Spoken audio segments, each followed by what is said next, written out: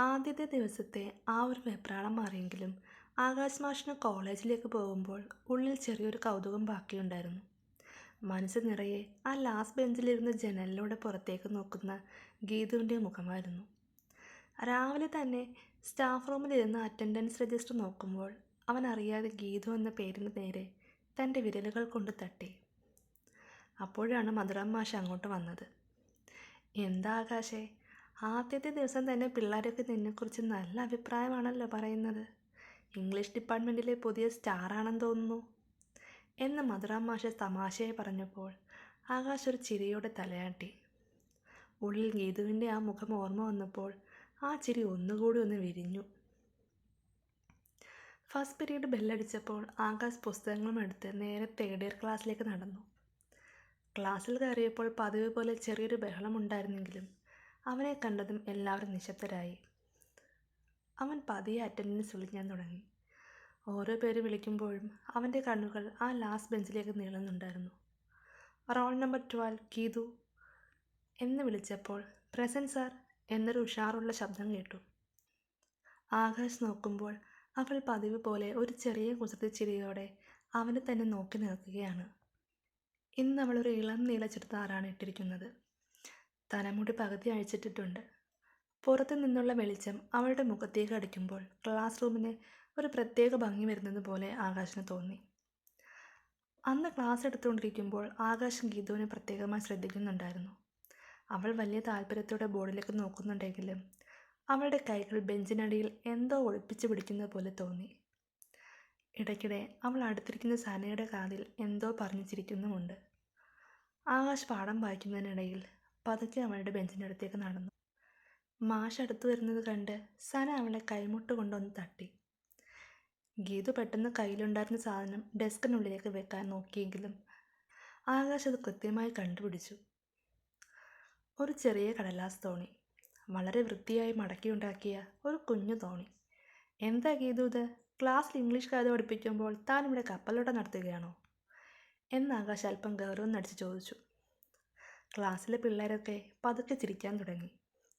ഗീതു ഒട്ടും പതറാതെ ആ കടലാസ് തോണി കയ്യിലെടുത്ത് ആകാശിനെ നേരെ നീട്ടിയിട്ട് കണ്ണുകൾ വിടർത്തി പറഞ്ഞു, അയ്യോ അല്ല മാഷേ, പുറത്ത് നല്ല കാറ്റൊക്കെയുണ്ട്.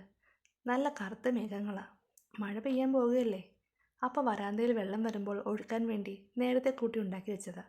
മാഷിന് വേണമെങ്കിൽ ഒരെണ്ണം ഞാൻ ഉണ്ടാക്കിത്തരാം. അവളുടെ ആ ഒരു നിഷ്കളങ്കമായ മറുപടിയും നിർത്താതെയുള്ള സംസാരവും കേട്ടപ്പോൾ ആകാശിനുള്ളിൽ ചിരി വന്നുവെങ്കിലും അവനത് പുറത്ത് കാണിച്ചില്ല. മുഖത്ത് പരമാവധി ഗൗരവം വരുത്തി അവൻ പറഞ്ഞു, വേണ്ട, എനിക്ക് തോണിയൊന്നും വേണ്ട. താൻ ഈ തോണിയൊക്കെ ബാഗിൽ വെച്ചിട്ട് ബോർഡിലേക്ക് നോക്കാൻ നോക്ക്. ഇനി ക്ലാസ്സിലിരുന്ന് ഇത് ആവർത്തിച്ചാൽ ഞാൻ ഈ തോണി എടുത്ത് പുറത്ത് കളയും എന്ന് പറഞ്ഞ് അവൻ തിരികെ നടന്നു. പക്ഷെ അവളുടെ ആ ഒരു നിസ്സാരമായ കുസൃതി അവൻ്റെ മനസ്സിലൊരു വലിയ സന്തോഷമാണ് ഉണ്ടാക്കിയത്. അവൻ കവിത പഠിപ്പിച്ച് തീർക്കുമ്പോഴും ഗീതു ആ തോണിയിലേക്ക് തന്നെ നോക്കിയിരിക്കുന്നത് അവൻ കള്ളക്കണ്ണാലെ കാണുന്നുണ്ടായിരുന്നു. ഉച്ചയ്ക്ക് ലഞ്ച് ബ്രേക്കിൻ്റെ സമയത്ത് ആകാശ് സ്റ്റാഫ് റൂമിൽ നിന്നും ക്യാൻറ്റീനിലേക്ക് നടക്കുകയായിരുന്നു. കോളേജ് മുറ്റത്തെ വലിയ ബദാം മരത്തിൻ്റെ ചുവട്ടിൽ തണലത്ത് ഗീതവും അവളുടെ കൂട്ടുകാരും ഇരിക്കുന്നത് കണ്ടു. അവളൊരു സ്റ്റീൽ പാത്രത്തിൽ നിന്ന് ബിരിയാണി സ്പൂൺ കൊണ്ടെടുത്ത് വലിയ ആവേശത്തോടെ കഴിക്കുകയാണ്. ആകാശ് ആ വഴി വരുന്നത് കണ്ടതും അവൾ ഒട്ടും മടിയില്ലാതെ കൈവീശി കാണിച്ചു. മാഷേ, ബിരിയാണി വേണോ? അമ്മ എന്നുണ്ടാക്കിയതാ, നല്ല സൂപ്പർ ചിക്കൻ ബിരിയാണി. കുറച്ച് തരട്ടോ എന്നുറക്കെ വിളിച്ച് ചോദിച്ചു. കൂടെയുള്ള കുട്ടികൾ അവളുടെ ചുരിദാറിൽ പിടിച്ച് വലിച്ച് തടയാൻ നോക്കുന്നുണ്ടെങ്കിലും അവൾക്കതൊന്നും ഒരു പ്രശ്നമേ ആയിരുന്നില്ല. ആകാശ് പതുക്കെ അവളുടെ അടുത്തേക്ക് ചെന്നു. വേണ്ട ഗീതു, താൻ കഴിക്കേ, ഞാൻ ക്യാൻറ്റീനിൽ നിന്ന് കഴിച്ചോളാം എന്ന് പറഞ്ഞ് ഒരു ചെറിയ ചിരിയോടെ നടന്നു. അവൾക്ക് മറ്റുള്ളവരിൽ നിന്ന് വ്യത്യസ്തമായ ഒരു പ്രത്യേക നാടൻ പച്ചപ്പും തുറന്ന മനസ്സുമുണ്ടെന്ന് അവൻ മനസ്സിലാക്കുകയായിരുന്നു. ഉള്ളിൽ തോന്നിയ കാര്യങ്ങൾ ഒളിച്ചു വയ്ക്കാതെ വിളിച്ചു പറയുന്ന അവളുടെ ആ സ്വഭാവം അവൻ കൂടുതൽ ഇഷ്ടപ്പെടാൻ തുടങ്ങി. വൈകുന്നേരം കോളേജ് വിടാറായപ്പോഴേക്കും അവൾ പറഞ്ഞതുപോലെ തന്നെ ആകാശം ആകെ കറുത്തിരുണ്ടു. നല്ല ഇടിയും മിന്നലും. ലാസ്റ്റ് പീരീഡിൻ്റെ ബെല്ലടിച്ചതും വലിയൊരു മഴ തകർത്ത് പെയ്യാൻ തുടങ്ങി. കുട്ടികളൊക്കെ ബഹളം വെച്ച് കുടയിൽ നിവർത്തി വരാന്തയിലൂടെ ഓടുന്നുണ്ട്. ആകാശ് സ്റ്റാഫ് റൂമിൽ നിന്ന് തൻ്റെ ബാഗും എടുത്ത് പാർക്കിംഗ് ഏരിയയിലേക്ക് പോകാൻ നോക്കുമ്പോഴാണ് പഴയ ലൈബ്രറിയുടെ വരാന്തയിൽ ഗീതു ഒറ്റയ്ക്ക് നിൽക്കുന്നത് കണ്ടത്. അവളുടെ ഫ്രണ്ട്സൊക്കെ നേരത്തെ ഓടി ബസ്സിൽ കയറാൻ പോയിട്ടുണ്ടായിരുന്നു. വരാന്തയുടെ അറ്റത്ത് നിന്ന് മഴയുടെ വലിയ തുള്ളികൾ അവളുടെ മുഖത്തേക്ക് തെറിച്ച് വീഴുന്നുണ്ട്. അവൾ 2 കൈയും നീട്ടി ആ മഴവെള്ളം പിടിച്ച് കളിക്കുകയായിരുന്നു. ആകാശ് പതുക്കെ അവളുടെ അടുത്തേക്ക് ചെന്നു. "എന്താ ഗീതു, ബസ് കയറാൻ പോയില്ലേ? നല്ല മഴയാണല്ലോ, തനിച്ചാണോ?" എന്ന് ചോദിച്ചപ്പോൾ അവൾ ഞെട്ടി തിരിഞ്ഞു നോക്കി. മാഷിയെ കണ്ടതും അവളുടെ മുഖത്ത് ആ പഴയ കുസൃതി മാറി ഒരു കുഞ്ഞു കുട്ടിയുടെ നിഷ്കളങ്കത വന്നു. "അയ്യോ മാഷോ, ബസ് വരാൻ ഇനിയും സമയമുണ്ട്. ഞാൻ ഇന്ന് കുടയെടുക്കാൻ മറന്നു. അതുകൊണ്ട് മഴയൊന്ന് കുറയാൻ കാത്തു നിൽക്കുക" എന്നവൾ പതുക്കെ പറഞ്ഞു. മഴയുടെ തണുപ്പ് കൊണ്ട് അവൾ ചെറുതായി കൈകൾ കൂട്ടി തിരുമ്മുന്നുണ്ടായിരുന്നു. "ഞാൻ ബൈക്കിലാണ് പോകുന്നത്. എൻ്റെ കയ്യിലൊരു റെയിൻകോട്ടുണ്ട്. വേണമെങ്കിൽ താനതിട്ട് പൊക്കോ, ഞാൻ ബസ്സിൽ പൊക്കോളാം" എന്ന് ആകാശ് പറഞ്ഞപ്പോൾ ഗീതു അവൻ്റെ മുഖത്തേക്ക് ഒരു നിമിഷം നോക്കി നിന്നു.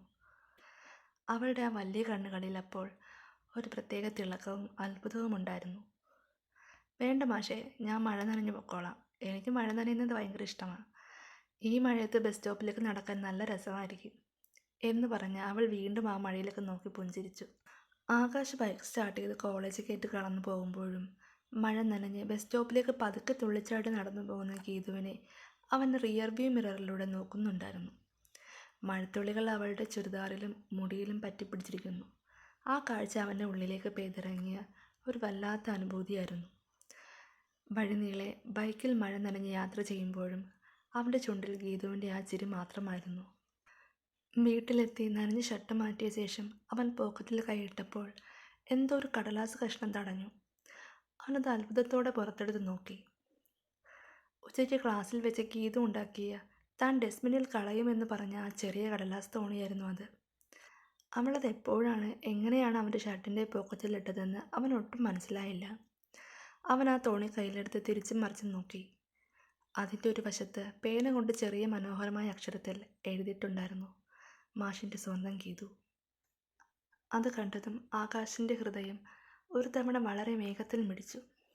അതൊരു വെറും കുസൃതിയല്ലെന്നും അവളുടെ ഉള്ളിലും തന്നോട് എന്തോ ഒരു ഇഷ്ടം പതുക്കെ വളരുന്നുണ്ടെന്നും അവൻ തിരിച്ചറിയുകയായിരുന്നു. പുറത്ത് മഴ ശക്തിയായി പെയ്ത് തോരാതെ നിൽക്കുമ്പോൾ ആകാശിൻ്റെ ഉള്ളിലും ഗീതു എന്ന പ്രണയമഴ പെയ്തു തുടങ്ങുകയായിരുന്നു.